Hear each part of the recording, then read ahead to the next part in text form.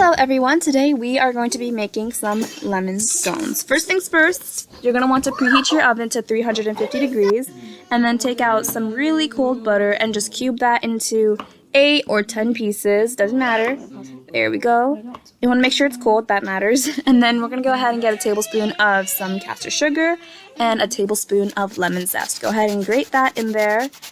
I was trying to grate mine up. I couldn't record it all because it ended with me scraping the lemon zest off of my grater. And then you're going to want to grind that together with your fingers, and what you're going to end up, the ending result should be like a yellow lemon sugar. It's really great. Don't eat it, please. And then you're going to take 1.5 cups of all-purpose flour, a teaspoon of baking soda, salt, and baking powder. And we're going to go ahead and just sift that right in onto that lemon mixture. And we're going to go ahead and whisk that together. There we go. Mix, mix, make sure it gets incorporated nicely. There you go. Alright, now we're going to go ahead and stick in our cold butter.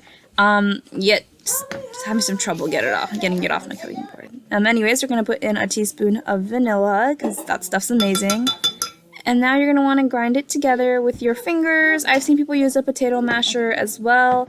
Honestly, either or works. I would use my hands, but, you know. Alright, now what you're going to get from this is kind of like a coarse, like, crumbly blend. So now we're going to put in 3 tablespoons of buttermilk. Go ahead and get that in there. There we go. Alright, now over here we've got some honey. We're going to go ahead and put in a tablespoon of honey into our mixture, and we're going to mix that together, incorporate it nicely. Now we're going to add in,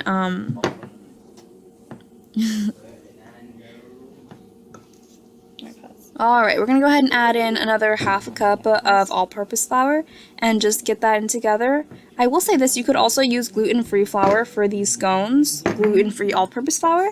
I haven't tried any other flour, however. Alright, now we're going to use 1/4 cup just to knead the dough together. Just knead it for a couple, maybe like a minute or so, not even that long, just to help get it into shape. And then once that's done, you're going to want to roll it out. And once you roll it out, you want to cut that up into 8 pieces, 8 medium-sized pieces.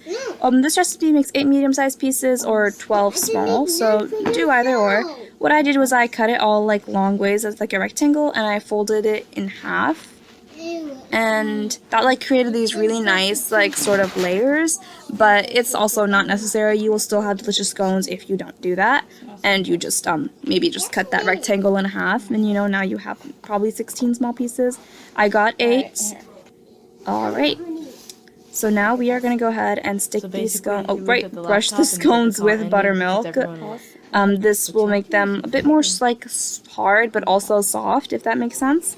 They taste fantastic. You're going to want to bake that for about 15 to 20 minutes. Keep a close eye on them.